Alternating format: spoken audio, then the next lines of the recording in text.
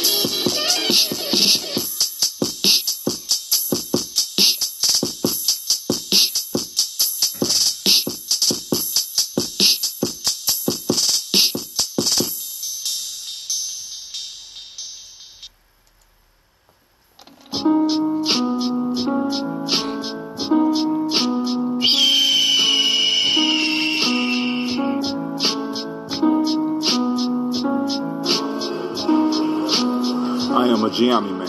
I was born for greatness. My greatness comes from my potent sinner. I pledge to find and connect with my sinner. I pledge to build my spirit, mind, and body. I pledge to use my hands to build a better world for myself, my loved ones, and my community.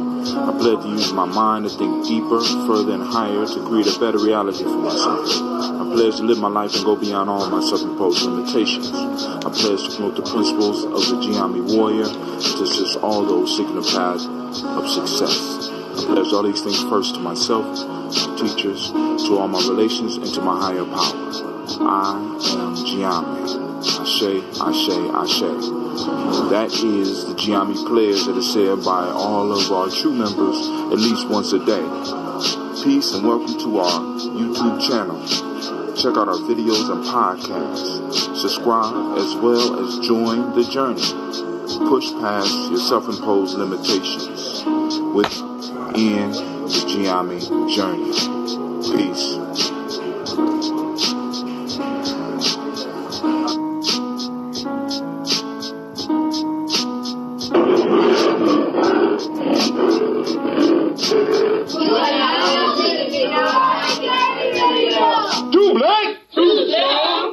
Alright, family, once again, I want to welcome you to Gye-Nyame Journey Media. I'm your host, Brother Hatim, and of course, you know this is a Heart of December production. Tonight we are on Tribal Quotes. Strive to blow up your old paradigm. It might be a lonely night tonight. It might be one of those lonely nights. Because you know.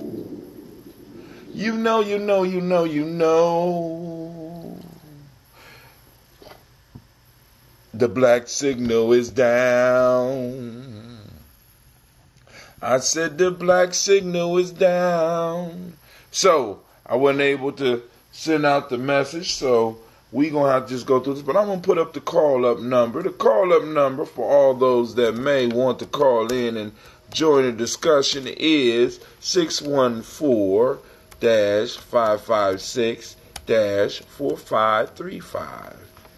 Bow. All right. And then also, let's see if we could post this up on call in at 614-556-4535. Bow. So I posted that up. We'll see who we're going to get. Now, I need to go and post it up on my Facebook page because it don't look like it went there. So let's go and make sure. So I'm making sure that I'm taking care of all my people on the Spreaker. You know what it is because y'all got it first. 614. Actually, it's on. If you look up right up underneath this post, 614-556-4535. 4.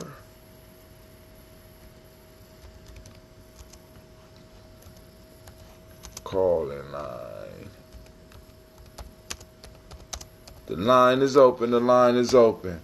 So, first off, once again, I want to say great Gye-Nyame to everybody.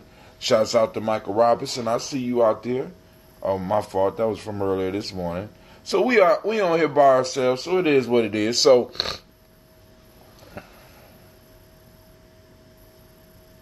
damn, they even coming down on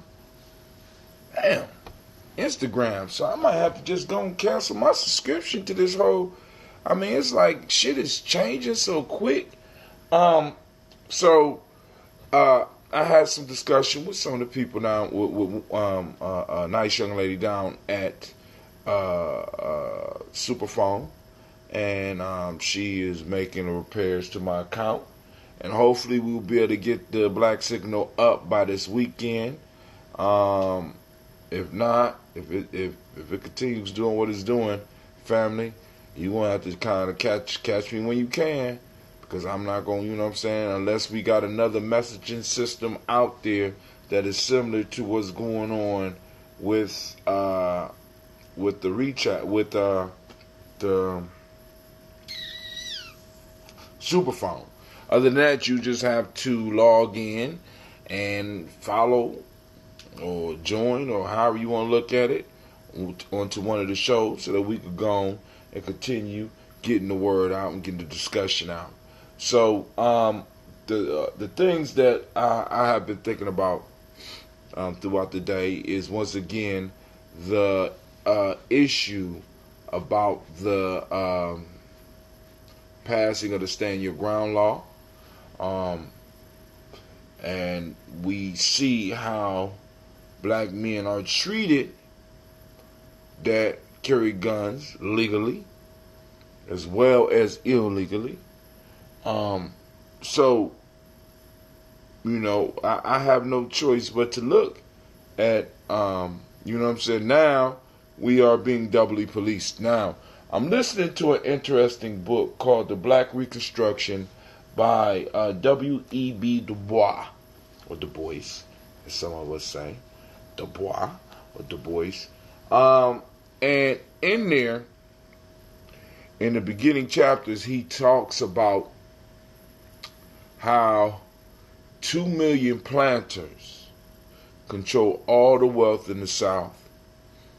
They control nearly 4 million black bodies that built up all of their wealth. They used to build up their wealth. Also help, you know, start Wall Street and get Wall Street popping off. Also help get the insurance industry popping off. Also, credit as we know it jumped off from this whole plantation system. Management, some of the management skills that are still being used in jobs today come from there. And basically the wealth that built the United States of America. The North was involved with it. Europe was involved with it. Everybody was getting the products at an extremely low rate because it could be produced for at a reasonable overhead, because the labor was free. Always remember, family, that a lot of stuff is based on getting labor costs down. because the resource cost is always going to be there. I mean, as far as whatever it is you're working with, that price is always going to be there. The only price that they possibly can really, really negotiate and get down is the human cost. So when you are in a capitalistic system, please understand the role and the goal is to get your pay down as low as possible, because your pay is what they talk about when they talking about massive layoffs, so that the cost of the stock could go up. So understand that. But with this stand your ground, oh, my fault. In the book, he states that 2 million planters control 4 million slaves and used 5 million poor whites to help maintain slavery. And when we talk about poor whites, we talking about poor. You know what I'm saying? So basically, they use capital, use labor, cheap labor, to make money, and they also use cheaper labor to make profits, and they use cheap labor to help them manage and control the free labor. And the distinctive thing that made it possible for one poor group to tell another poor group apart was the color. Now, I'm bringing that back up to this whole stand your ground law. So, now, a lot of poor white folk, misguided, or however you want to look at it, enemies or whatever, you know what I'm saying, now have the right to police you, have the right to check you, have the right to step up and defend someone's honor. And they have the right to stand their ground and now shoot your ass down. So please understand, family. Please understand. Please understand what's going on, right? Prepare yourself. Prepare your mind. Prepare your body. Prepare your spirit. Prepare your intuition. You know what I'm saying? Because, this is in Ohio now. This ain't some Florida shit no more. You know what I'm saying? This is Ohio now. This is legal in Ohio. So go on. You know what I'm saying? You know what I'm saying? Listen. Now, I can tell you where I think it's going to go. In the sense, I told you where I already thought it's going to go, right? So now, you're going to have citizens arrest! Citizens arrest! And when you refuse to be arrested, I get to stand my ground, Negro, whatever you want to be called, I'm calling you dead. Shit. You know what I'm saying? But what's good for the goose, good for the gander.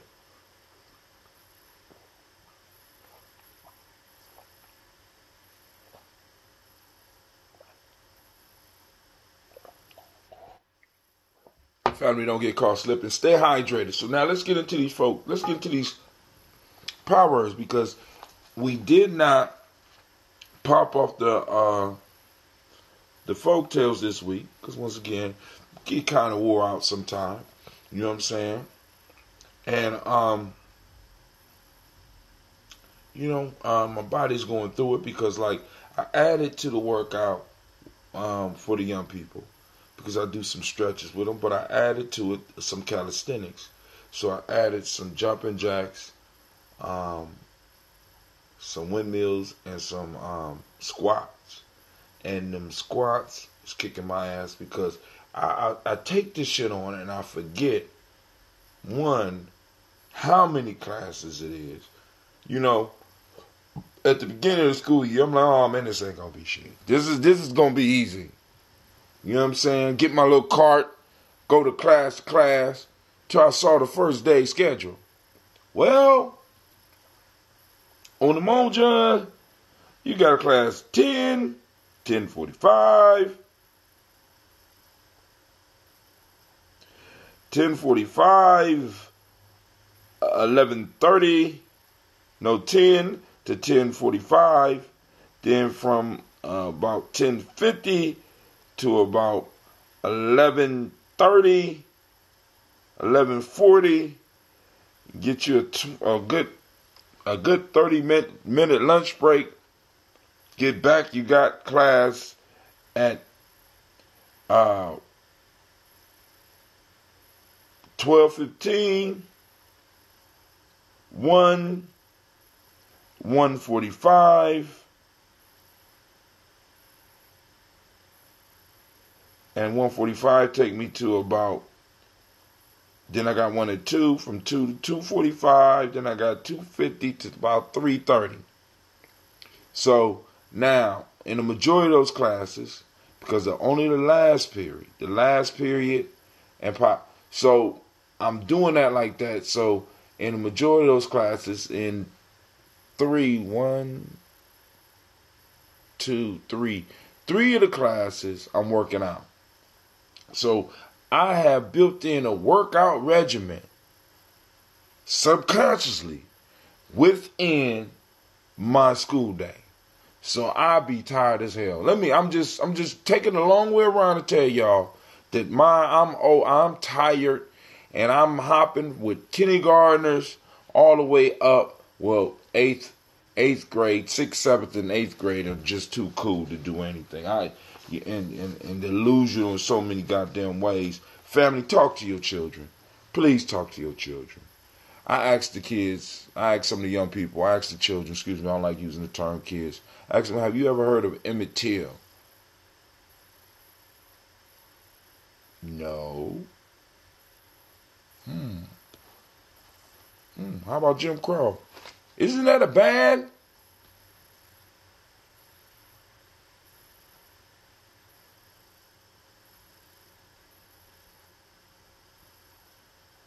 Y'all heard of slavery? Yeah. That's when them slaves. Yeah, that's when them slaves. Them slaves. You know they was related to me. What? What? Elizabeth, I'm coming to join you, honey. Talk to your children. Talk to your children. Family, it is not the school system's job to inform your children about who and what and where they are. It's their job to deceive them. Please understand that. And unless you got somebody at the school where your child is working of conscience, not consciousness, not this, of conscience, that think and believe that the child needs to understand America and understand where they are, once again, when they are, and why they are, your child will go through school believing they are white. They won't say it. They'll take on the black vernacular. They'll act, but the behaviors and the way they relate with the world will be white all the way up until their first experience. And we got to stop allowing our kids to be blindsided by this shit when we know what's out here.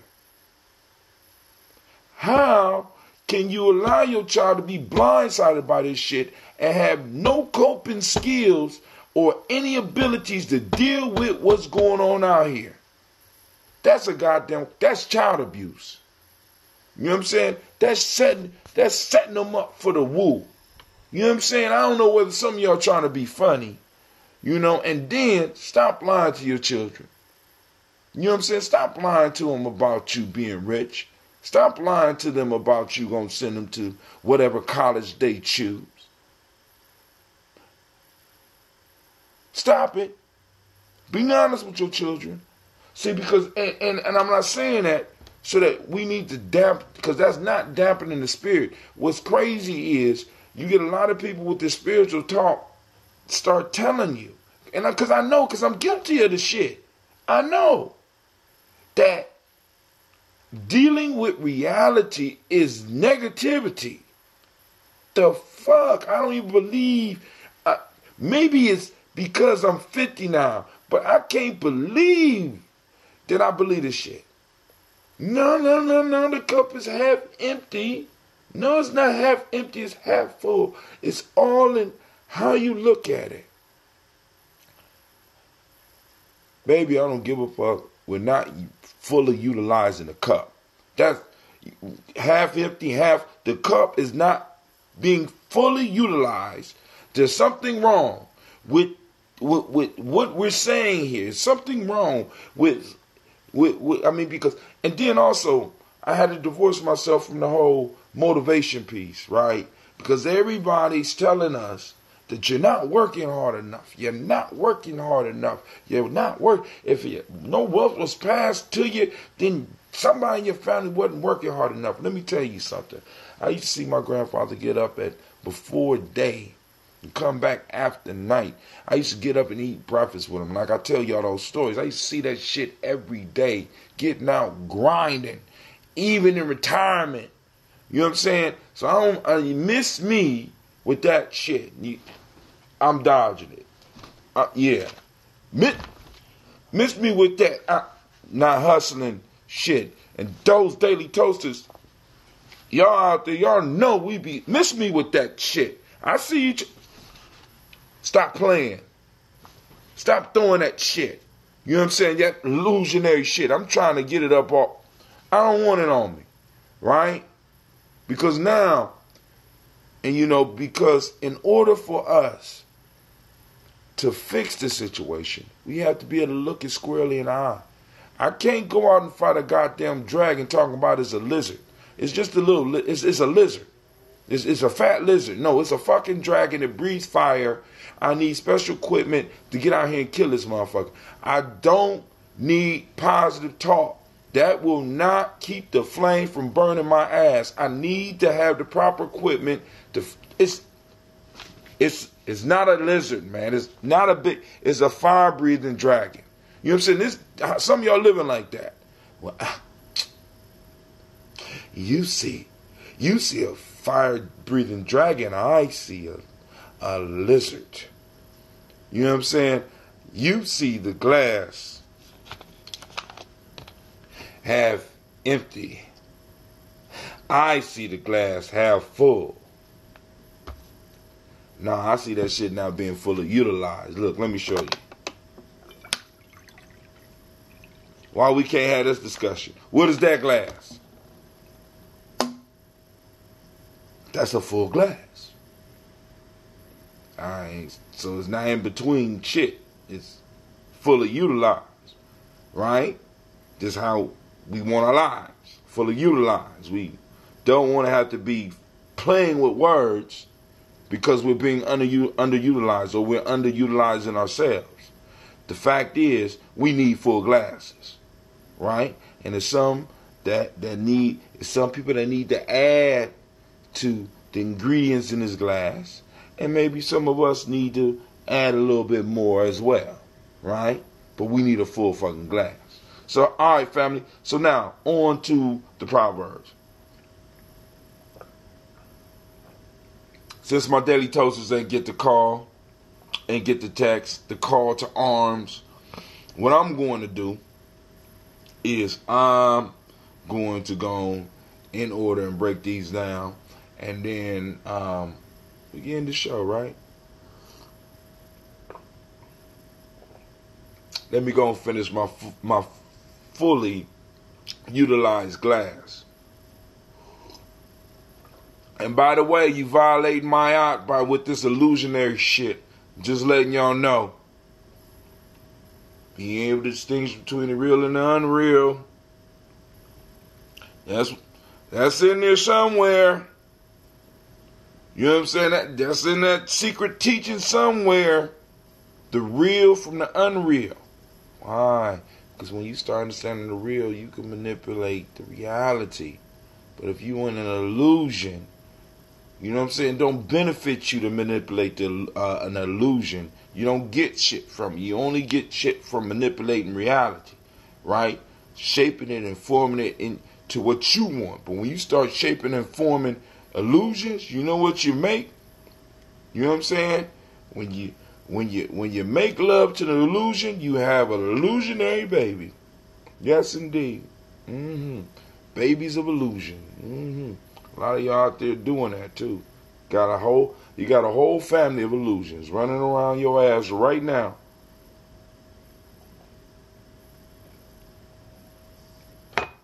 All right, here we go. Day 48. You get this on my site at Gye-Nyame.com. At Gye-Nyame.com. You see how it's spelled right there, Gye-Nyame Journey? Except you take out the dash. Gye-Nyame Journey. This is by Brother Hatim Gye-Nyame. That's right. All right. I'm going to have some available during Kwanzaa. What's up, Miss Sharika? How you doing, baby? All right, here we go.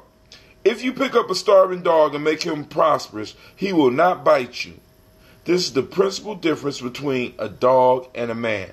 That's proverb number 1. Proverb number 2. The miracle is not that we do this work, but that we are happy to do it. That's Mother Teresa. And I could definitely, yeah. And the last one is, one cannot make a pact with a slave and make a pact with the master and then not betray one of them.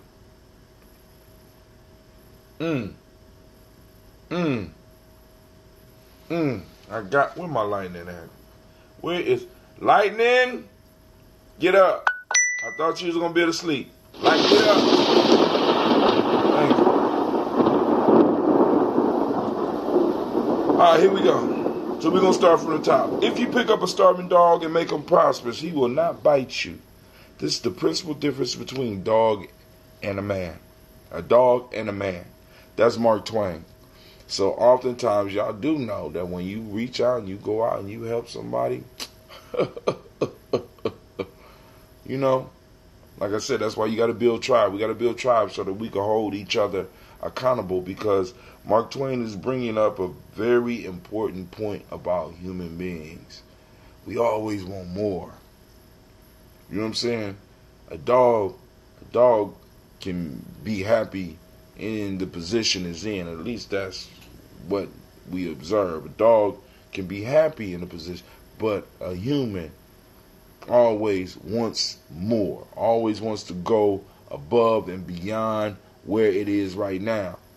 So we have to be very careful with the human beings that we decide to help. We got to be, especially in these times of tough resources. And I'm just waiting for these tax. I got to see what these tax things look like, because it might be a whole lot of mad black and white poor folk. Boy, Lord have mercy. Lord have mercy. You know what I'm saying?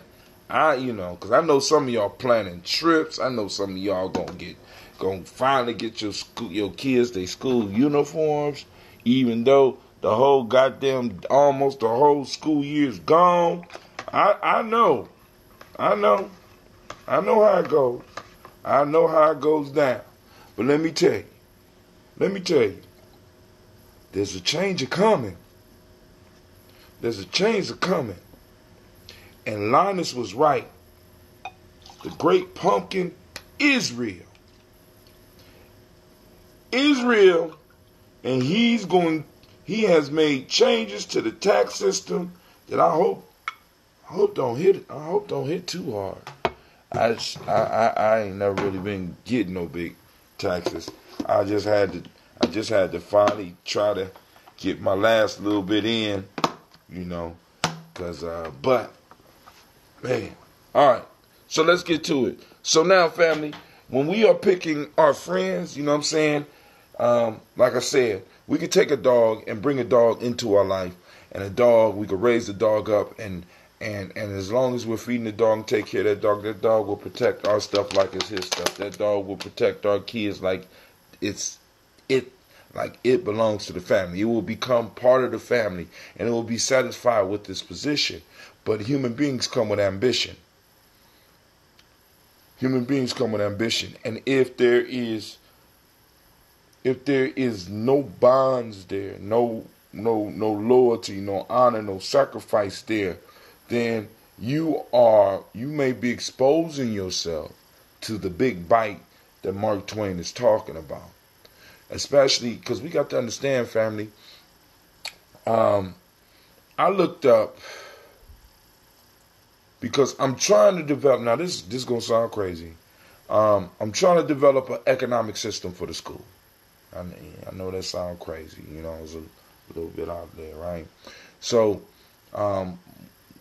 we have a virtual laboratory so that we could teach our kids about politics and economics. What better way to teach them about politics and economics?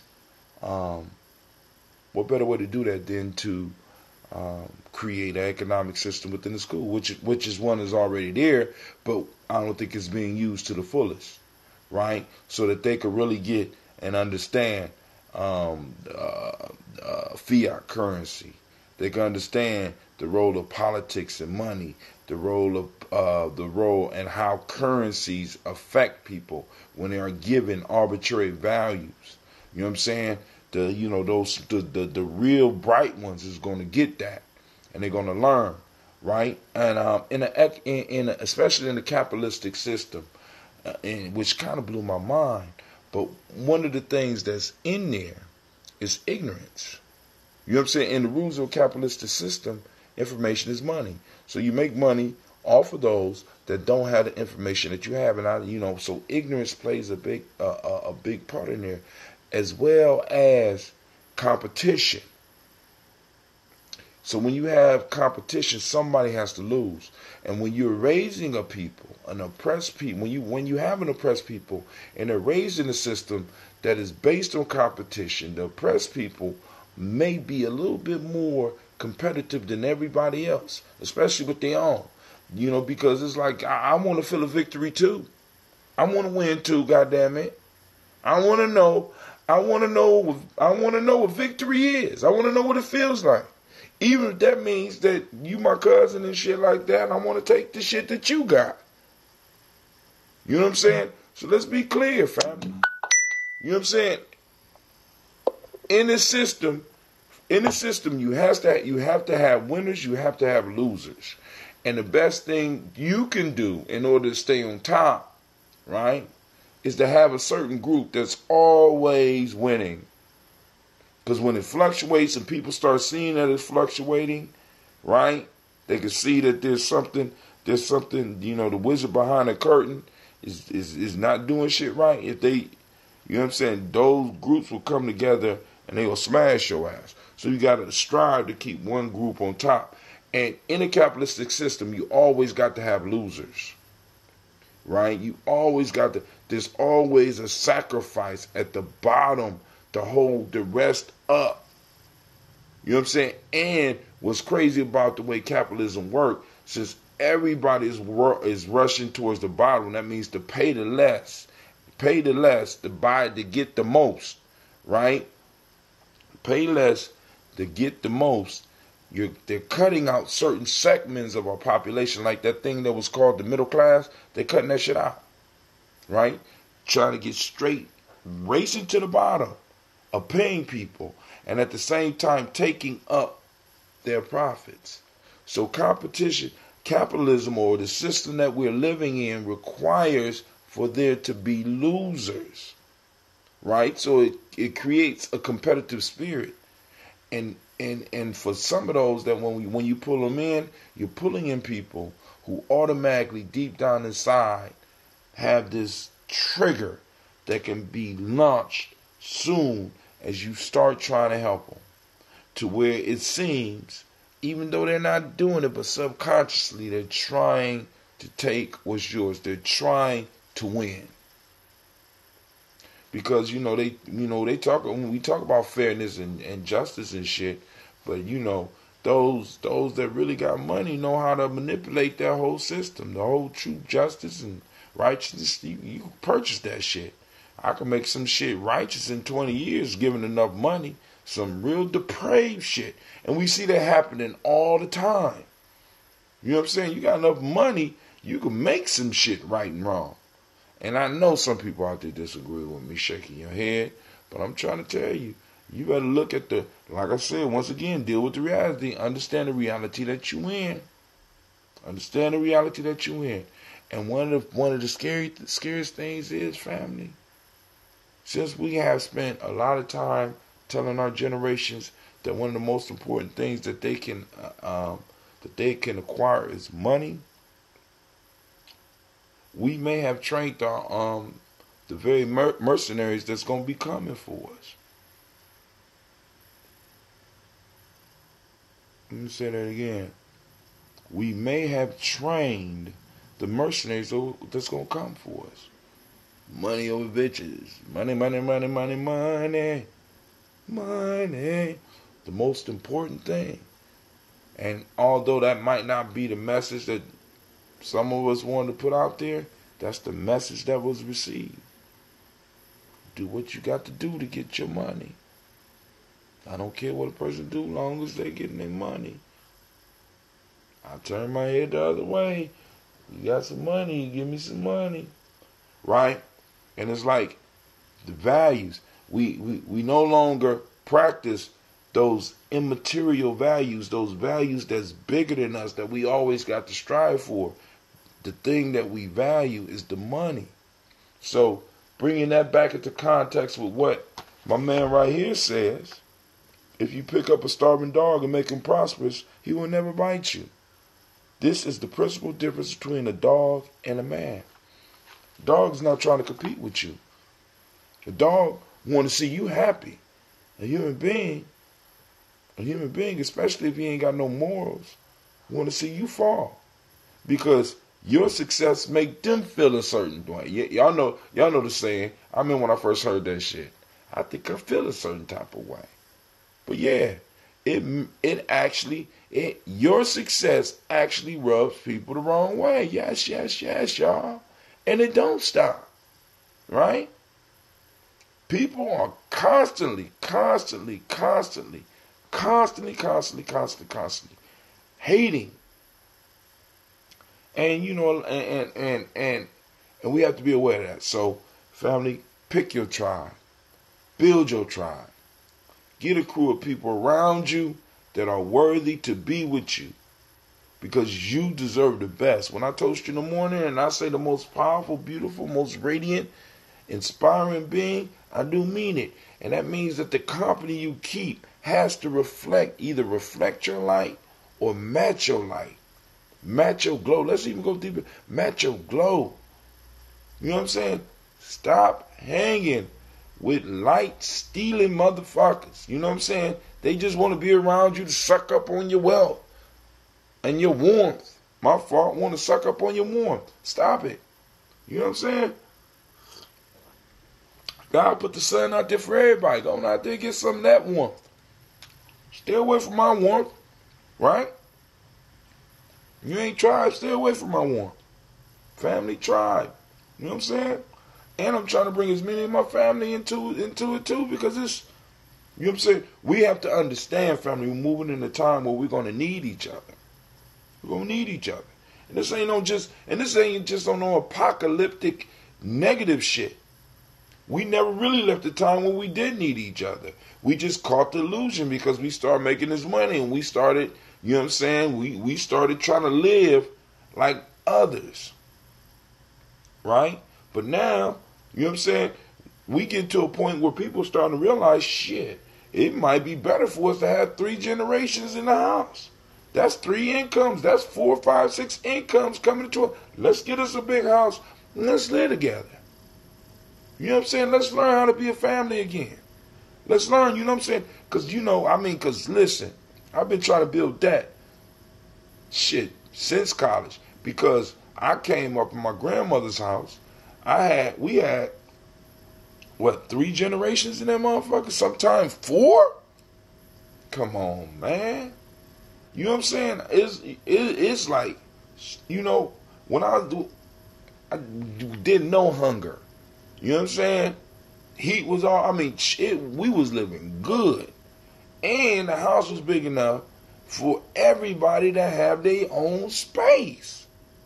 You know what I'm saying? What happened to those houses? We living in these fucking cardboard. Look at this cardboard shit that we living in.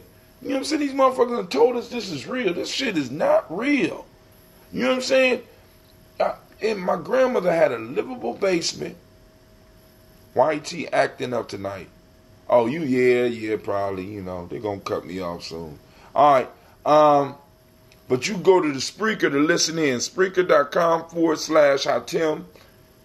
Let me write that up. For those that's out there and you might be having interruptions, you can check me out on Facebook. Look up Hatim. If we're friends on Facebook, you can look it up on there. Or you could go to Gye-Nyame Journey. If you go to Gye-Nyame Journey, follow. Let me go and put Spreaker up. Spreaker's always steady. Or at least it has been for the most part. Unless it's my equipment. But if you type that in onto Spreaker, there's a good chance that you click that link, girl, and it'll take you straight to me. Alright. So I hope y'all getting it. And like I said, you don't have to agree with me. If you want to comment differently, or post it up. If you want to even call in on the line when I'm not there and leave a message, because it should be able to take a message, but nothing is working for me like they say it do. Y'all notice that shit? You go out and you buy this shit, and it don't work like you say you do. I went out and bought the Pivo, right? And I'm waiting for it to come. It's gonna be a birthday gift, so it's gonna be coming in 2019, right after my birthday. But on the original Pivo piece, they had a picture of Instagram.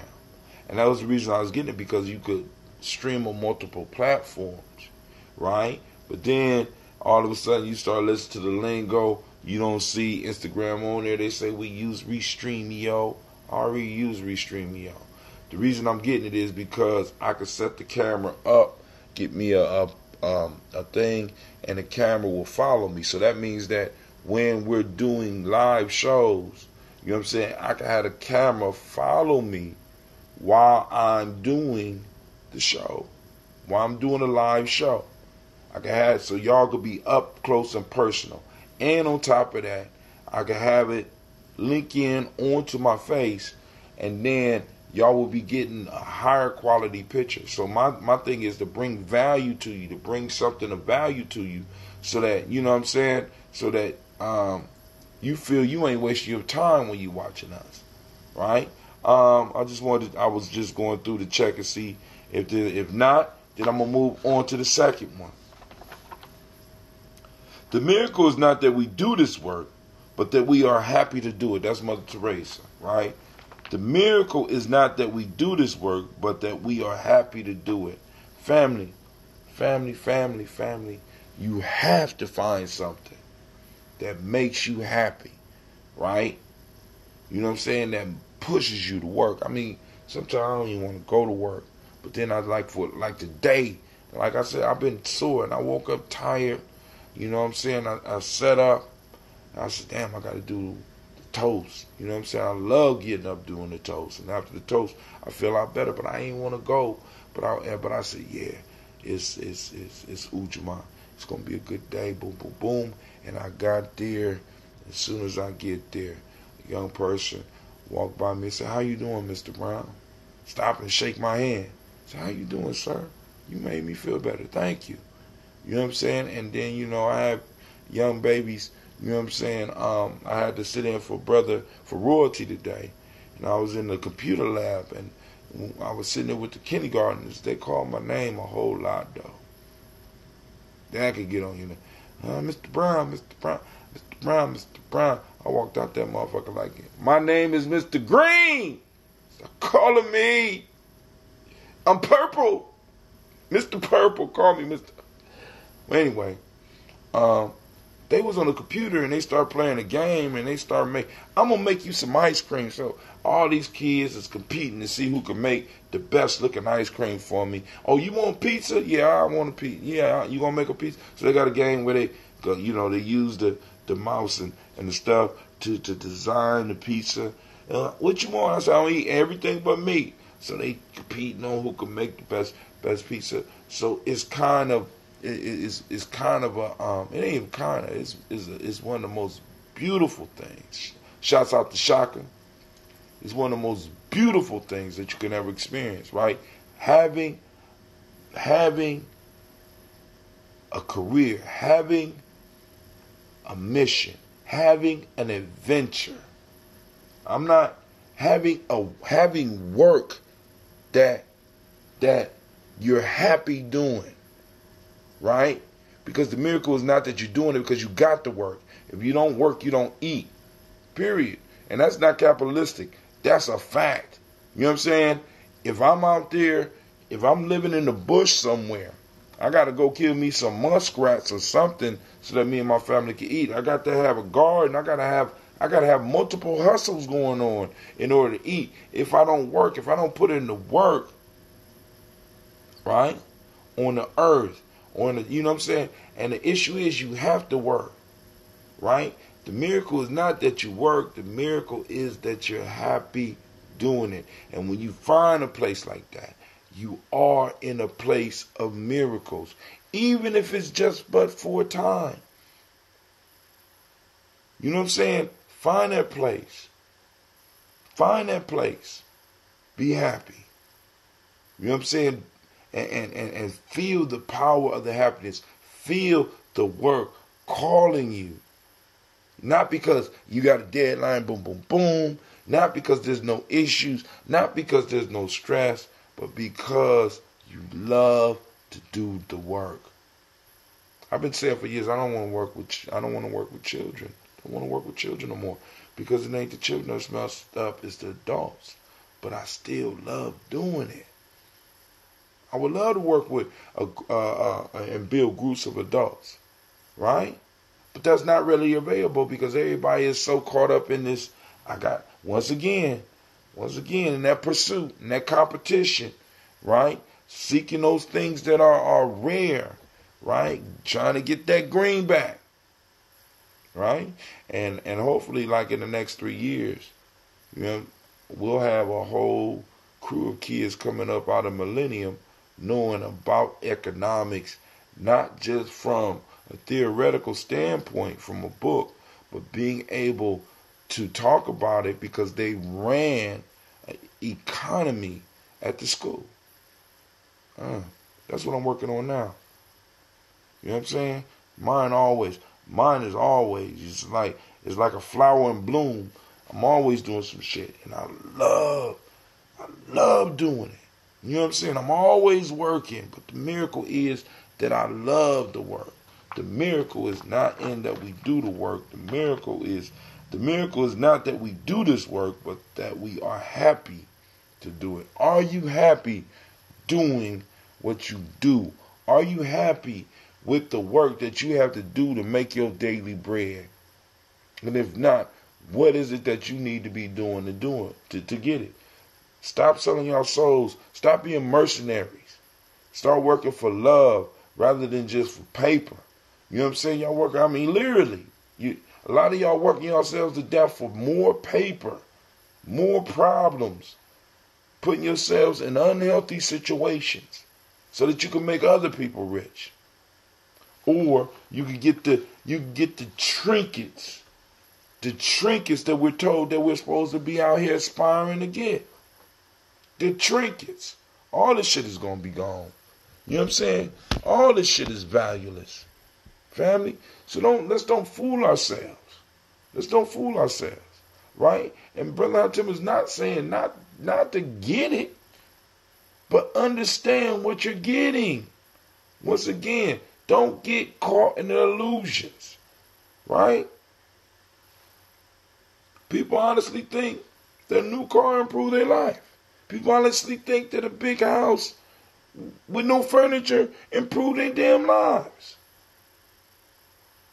No, if you weren't happy in your apartment, you're not going to be happy in your house. If you're not happy in your hoopty, you're not going to be happy in your car.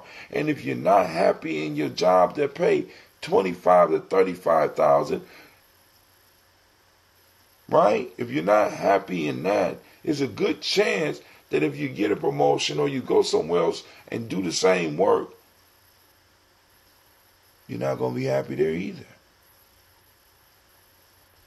Try to find a way I got to find a way to cut my phone off because stupid shit like that happens and knocks me off of everything. I don't believe that. Somebody about to get cussed the fuck out. You know what I'm saying? Oh my God. I've been doing this shit for years. Somebody, I don't want nothing but somebody better be hurt. Right? And I hope whoever called me, whoever took the time to call me while I'm doing my show, I hope you ain't calling me to give me a weather forecast. Damn it. I apologize.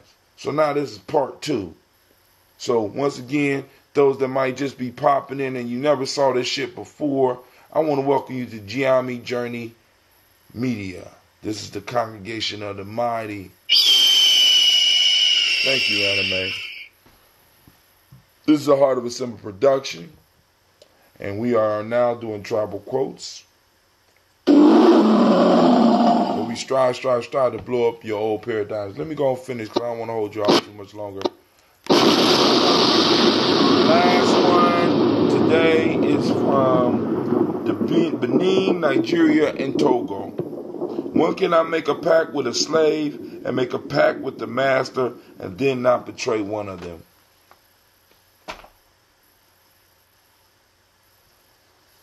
One cannot serve two masters. So those of you that go to church, y'all heard that before, right? One cannot make a bargain or a pact with a slave and make a pact with the master without betraying one of them. Wow. How many of us is in that position, family?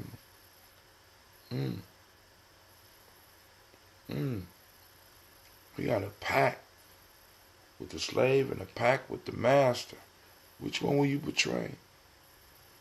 Because one of them will have to be betrayed, family. See, what I like about these proverbs, what I like about these quotes, they hit us with the hard and sharp edge of life. Because other people have lived this reality. And they crystallize, this is why I call it wisdom mind. They crystallize this wisdom, and all we got to do is just do a little bit of work. And we got all the shortcuts. We got the cheat codes to life sitting right here. All we got to do is be willing to get it. All we got to do is be willing to get it and understand. Family, I ain't going to go no even deeper than that. Maybe some of y'all could comment. That's the challenge. Y'all comment on this one. One cannot make a pact with a slave and a pact with the master and not betray one of them. And if you have made the double pact, who are you betraying? And do the one that you betray now know that you're betraying them. See, and this go to the politics of it all. Family. You cannot make a pact with the slave and make a pact with the master and not betray one of them. In the pact that we have with our politicians, if we do have a pact, who are they betraying? See, what this is clear on is, like, for example, in a lot of, like, Godfather, one of the things I like about the Godfather is that the Godfather relies heavily on his wisdom that he picked up over the years and through some of the sayings that he would say, right? You pick this up, like in the scene on the Godfather when he's trying to bring Michael home. He goes and he meets at the table, that famous meeting where they talk about putting the drugs in the black community. A lot of people focus on that shit, but a lot of them don't focus on the fact when he got into the car and he was talking to Tom Hagen, right? And Tom Hagen brought up who he thought he was working with. And the Godfather looked at him, Don Corleone looked at him and said, he wouldn't have never outfought Santino. He's just a pimp. The one we want is that one. You understand what I'm saying? And he laid the groundwork so that when Michael got back, Michael could handle the family business. He used some of his old knowledge, some of his old wisdom, you know what I'm saying, Not necessarily just that was gathered by him, but by the sayings from the people. At least that's my take on it, right? And you know, from reading the book. But he was able to identify the people in the room and know the wise, the wise and the wicked. You know what I'm saying? He was able to tell that. And, you know, for me, those type of sayings, you know what I'm saying? Because that says it's something deeper there. How does he know that? How does he know that? How does he have that confidence? And what I'm telling you is that even in that confidence in making those decisions, our ancestors have left us sayings and left us, in a sense, proof. Scientific proof. Now, I ain't no emergency. It's some fuckery I'm trying to tell you that call. But it's some ancient wisdom that you often find out that a lot of rulers fall on. A lot of men and women of big affairs fall on. And I'm just trying to introduce this wisdom back into our community so that we could be talking in verse. You know what I'm saying? You know, somebody do something stupid, you got a story for them. I ain't necessarily I'm gonna slap you, but I'm going to slap you with this folktale first. You understand what I'm saying? I ain't gonna slap you, but I'm gonna slap you with this folktale first. Or I got these wise words, right? And as the wisdom we start spreading it, because I'm telling you, family, a lot of the issues that we have, a lot of arguments that we have, answer is right here in these books, in these ancient books, because they lived it. So, family, listen. Shouts out to Sarika. Shouts out to Shaka. You might be right, sis. It might be an emergency, but I'm telling you it's not. And I'm going to go and get up off of here. Remember, assignment for those that are just tuning in. If you tuned into this one, this is part 2. I need you to go and break down this proverb. I'm going to read it again. One cannot make a pact with the slave and make a pact with the master and then not betray one of them. What do you think that means? Share your thoughts. All right, this is Brother Hatim. I am out. Remember, this is the Congregation of the Mighty. You are now listening to Gye-Nyame Journey Media. This is a Heart of a Simple production. Of course, you know, this has been Folktales. No, this has been Tribal Quotes. Catch up on the Folktales this weekend, where we strive to blow up your old paradigms.